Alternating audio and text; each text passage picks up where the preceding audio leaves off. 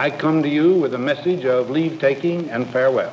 This speech did not get very much attention. When a new president is coming to power, as John Kennedy was, the spotlight was not on Dwight Eisenhower. We have been compelled to create a permanent armaments industry of vast proportions. There was a feeling at the time that this must have been written by some speechwriter who just sneaked into the speech. In the councils of government, we must guard against the acquisition of unwarranted influence, whether sought or unsought, by the military-industrial complex.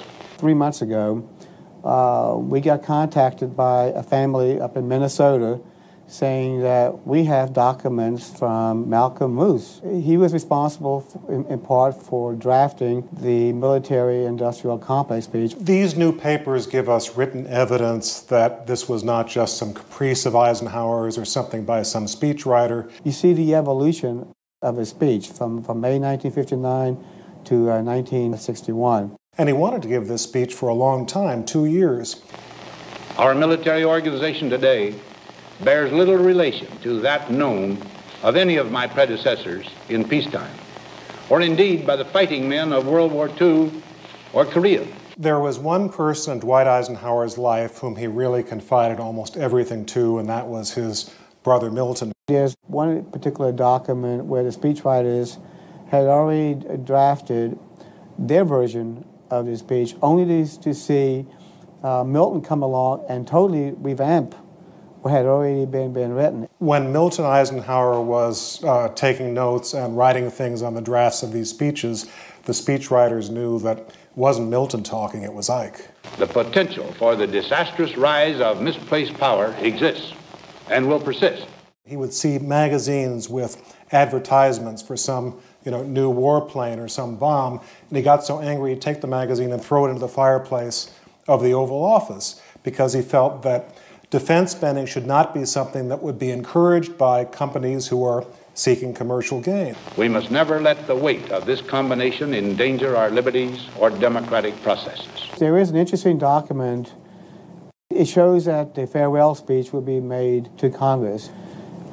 But yet, President Eisenhower decided, no, he was going to address the people. Only an alert and knowledgeable citizenry can compel the proper meshing of the huge industrial and military machinery of defense with our peaceful methods and goals, so that security and liberty may prosper together. One test of how well a president speaks is how long the speech lives. Here we are 50 years later, we're still talking about this speech. Now, on Friday noon, I am to become a private citizen. I am proud to do so. I look forward to it. Thank you, and good night.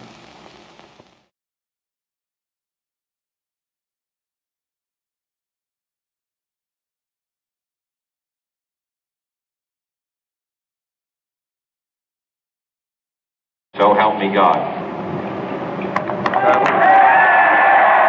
He had just won a very close election.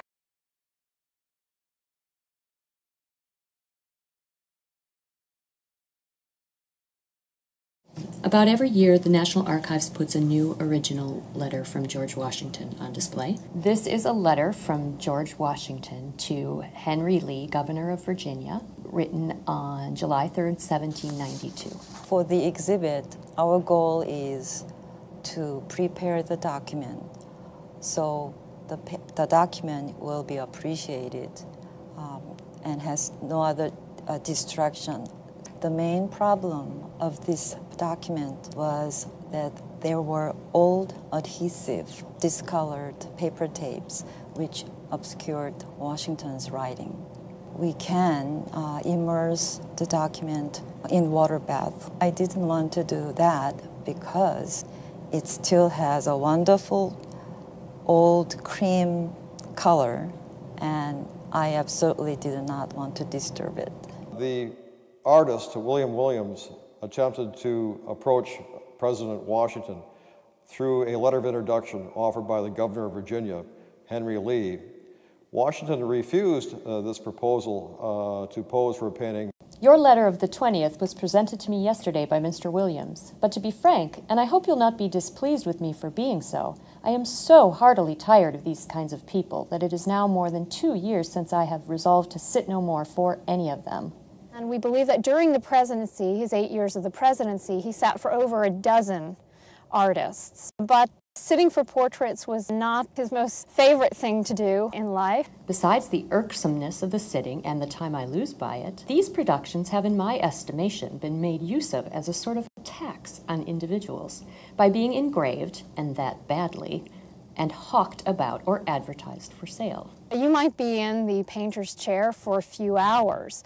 You might have to go back for return sittings 2 or 3 times. The master of this lodge then wrote a letter on behalf of Williams to President Washington, offering, in effect, to have Washington sit for the painting, and the painting in return would be gifted to the lodge in perpetuity. After testing, I found that adhesive respond to water. After that water softened the adhesive, I just carefully scrape away. Paper loss will be filled with archival paper that is compatible to original document color. I called this Washington and the Paparazzi because, in a sense, this is the 18th century version of paparazzi. You can read the letter and then see the resulting portrait and see how really unhappy he looks about the whole situation.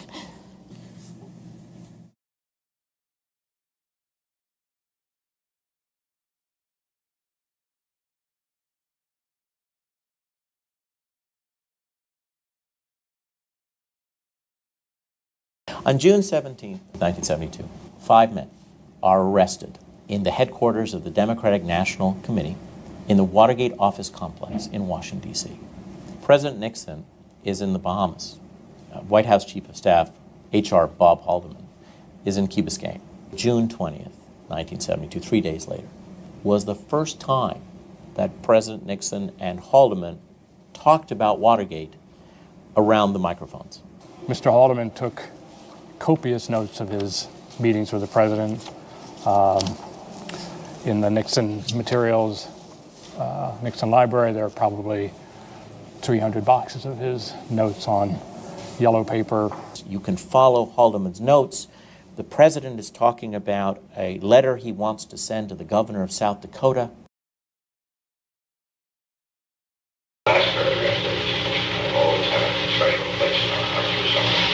And suddenly, the conversation shifts from South Dakota to Watergate. You can see that in the notes, and the gap begins. Since there is a gap in the tape, the notes would then be the backup to that. However, there is very little in the notes about the meeting itself. I'm Phil Mellinger. I'm an amateur historian that's been doing some Watergate research for the past 5 or 6 years. I knew there were 2 pages of notes from the meeting, and I talked to the archivist, and he was very kind and pulled out the notes and showed them to me. And when I looked at them, it immediately hit me that this couldn't have been the complete set of notes from the meeting. In the typical Oval or executive office building meeting for an hour and a half, there could be as many as 5 or 6 pages of notes, more than, obviously, than 2 pages. And I knew from reading Haldeman's diaries that Nixon's inner core had gone through their files and made sure they were clean. One thing people notice right away with these 2 pages is the multiple staple holes here, which indicate, obviously, staple removed, staple removed, staple removed. It occurred to me that we could actually do impression analysis on the remaining pages. Mr. Mellinger brought forth the idea that modern forensic technology might be able to reveal indented writing here on page 2 that would have been what was on any intervening pages. For the forensic work done on the notes, we first went to the Library of Congress, where images were taken of the 2 pages of notes, front and back, under varying spectrums of light. We then went to Inspector General Internal Revenue Treasury Department's lab. The paper is applied to a vacuum table, and a very thin sheet of plastic is placed over it, and the vacuum sucks the plastic in such a way that it adheres to every indentation in the paper. Then electrostatic charge is put to the plastic. Material very similar to toner from an ink cartridge is put over that, and then another sheet of plastic is put over there. An image then adheres to the second sheet of plastic, which can get peeled off, which should reveal any indented writing on that sheet of plastic. I don't have any expectations. My hope is that the forensics will show the topics that were discussed in the meeting. After our testing with the method suggested by Mr. Mellinger, we determined that there was indented writing on page 2, but it looks like a signature and it's illegible. A surprising finding was that at the upper left of page 1 is a date written, and on the upper left of page 2 is a number 2. These two bits of information were written in a different ink from the main body of the notes. Future historians will have to determine the significance of ink differences, and possibly in the future additional work can be done on the tape itself. We were unable to recover any additional information regarding the content of the meeting between Mr. Nixon and Mr. Haldeman.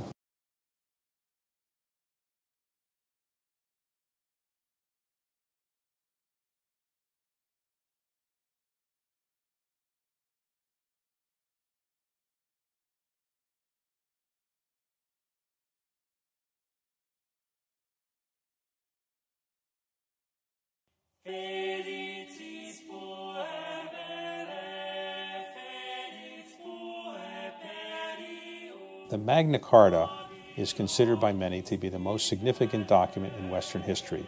Magna Carta means the Great Charter, and what it really does is it provides the basic rights that we have as citizens in the Western world. The right to trial by jury or punishment that is proportionate to the crime, no taxation without representation, habeas corpus, and so forth. We decided to proceed using a lot of expertise we gained working on the re-encasement of the Constitution, the Declaration. Probably fewer than 24 documents around the world have been sealed in airtight environment. What's important now that it's just come off the exhibit is that we want to document its current condition. And we're working with a report that we wrote in 2008 that will give us a nice baseline for comparison. There are 17 copies of the Magna Carta. 15 are in British institutions. It's still quite flat. 1 is in the Australian Parliament, and 1 is in private hands. Yeah, let's pack it up.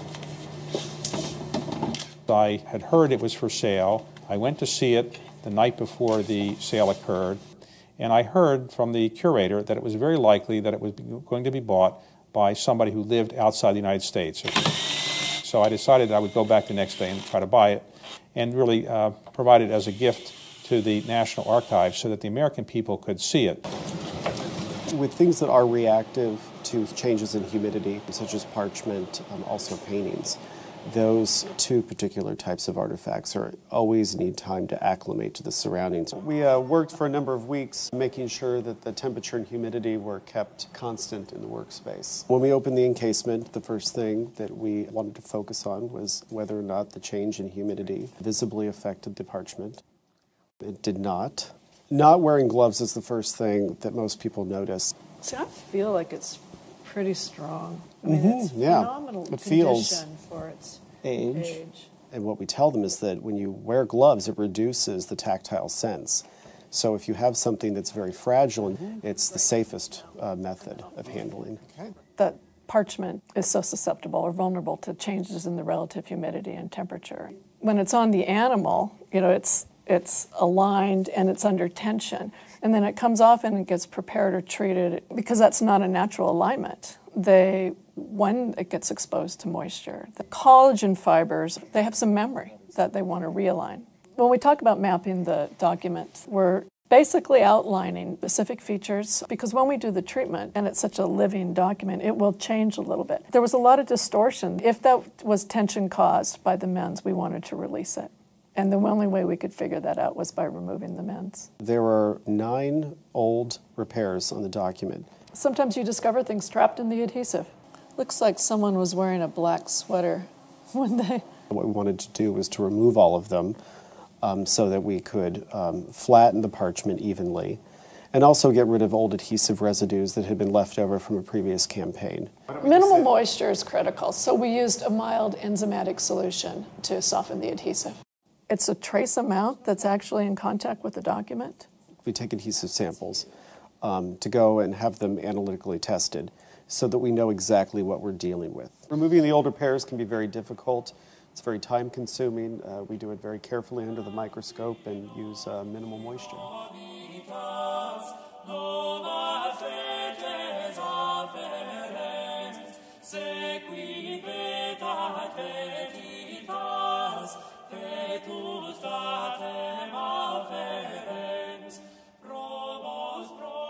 That was not easy. When you look at the Magna Carta, there's some drip marks on the right side and you can't read anything. Using a special camera that can focus the ultraviolet radiation, we were able to actually see what inked letters had been present in those areas. So kind of magically, what was lost suddenly is visible again. When we choose the paper, we're looking for characteristics that are compatible with the material that we're mending or repairing. I outlined the shape of the loss and I made my repair paper slightly larger. And then that edge got thinned.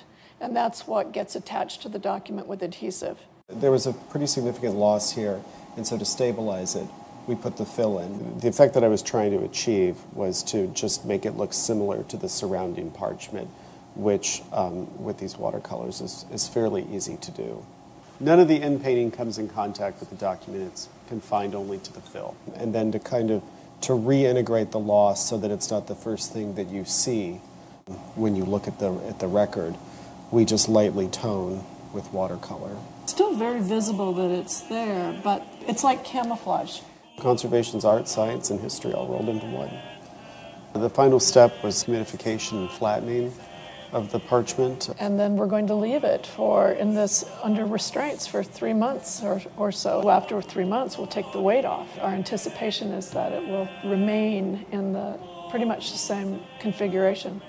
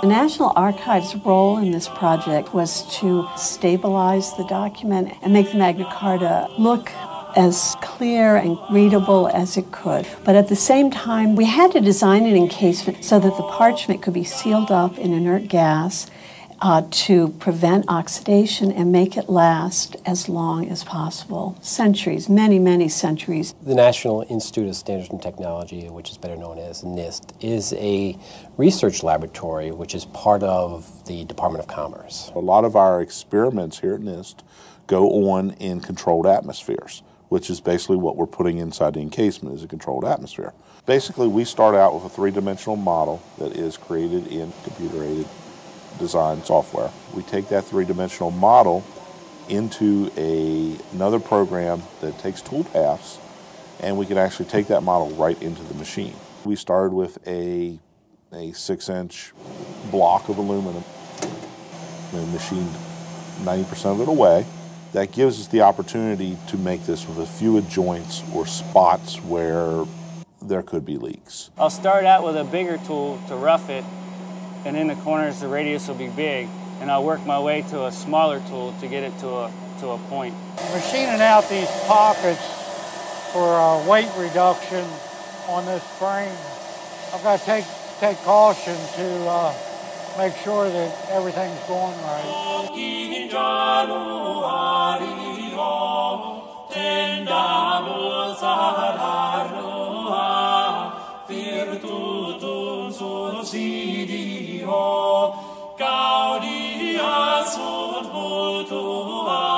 All right, John, you want to do the document and I'll do the seal, or? So there was that day when the platform came in. We had all been holding our breath, waiting to see, would it fit just the way we wanted it to, which was without any strain at all. We took a digital scan of the document without ever having the document in possession at NIST, and we were able to transform that scan into a shape to cut the platform exactly to match it. I think we all agree that that's something that we'd like to improve the fit. Yeah, I think we should probably just take that, offset this whole piece by 3 millimeters. Jay Brandenburg took it back to NIST, and when it came back, it was just fabulous. It was a fabulous fit. When you need to be able to move this encasement, that's where our cart comes in. The cart was a unique design to provide a platform for display. It had to be able to raise and lower the encasement when it's assembled at a display angle. So it had to be able to move very easily. It had to be able to be raised and lowered very easily. Well, it's important to have a barrier between the document and the platform, which is metal. And so what we have is a specially designed paper. We cut it out to very carefully follow the outline of the document. Because the paper is very white and the parchment is somewhat translucent, it actually brightens up the appearance of the document. The mounting system that we use for Magna Carta looks almost like a C-clamp, and we screw it into the platform. And then what it does is it holds in place a little Mylar tab that we made that's just rounded. Wow. So it's not moving. Okay. It's perfect. Perfect. We had to come up with a way to determine whether or not what was built was actually leak tight, then assemble it. And then right there. We then put in the seals, the O-rings. The conservators are responsible for putting the document onto the platform and putting it in place.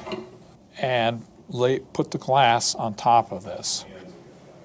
And we then put a frame down on top of the glass that is bolted down to exert the sealing force. That sounded pretty good to me. It now has the document in there and it is filled with air. So we need to get the air out.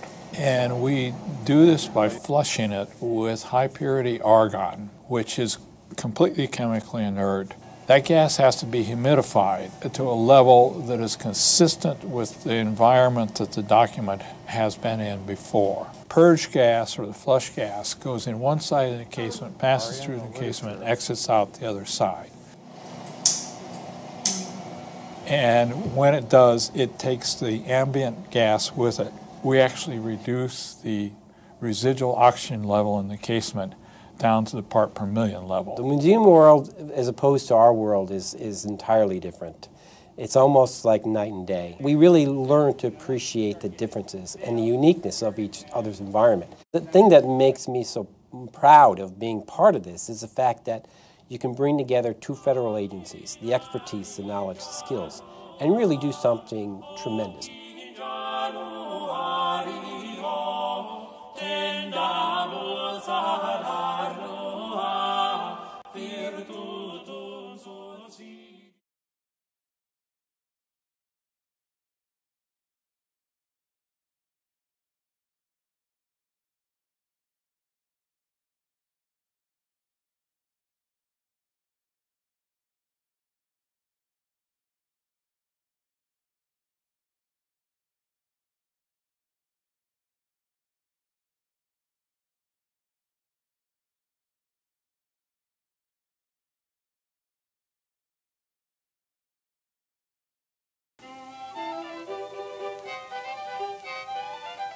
One of the goals in conservation is to make sure that everything you add to a document is reversible if down the line a conservator thinks there's a better way to repair this. Hi, I'm Annie Wilker. I'm a paper conservator at the National Archives in College Park. Here in the Conservation Lab, I repair documents in preparation for exhibit. The illustrated family records, probably some of my favorite documents. They were often made by professional artists or by pastors living in the town. This is an illustrated family record from Virginia that was created in the late 1700s. It records the marriage of John and Jane Tomlin in 1784 and the birth of their 5 children. This illustrated family record is unusual, the tear that goes through the entire booklet. At some point in its history, someone came along and decided to repair that tear using thread. So we loosened all of these threads and realigned the top and bottom half of the page, and then reinforced the tear along here.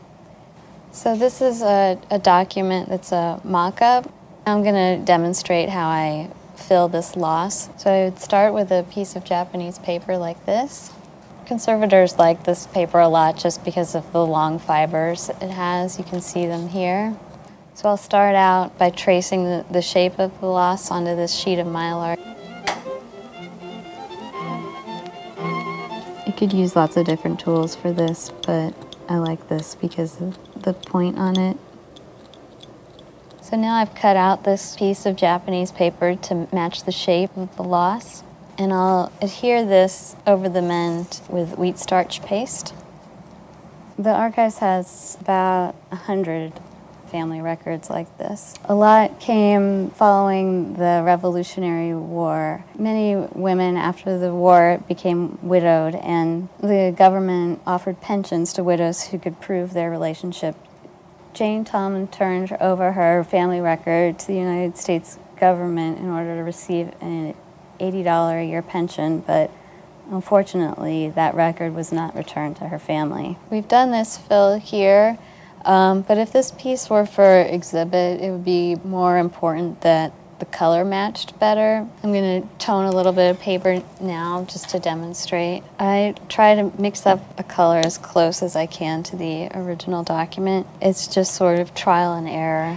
When something goes on exhibit, we prefer that nothing catches the eye except the text and the original content and intention of the creator of the document, not the tears and the way it's deteriorated over time. Yeah, my work requires a lot of patience, but I really enjoy my job.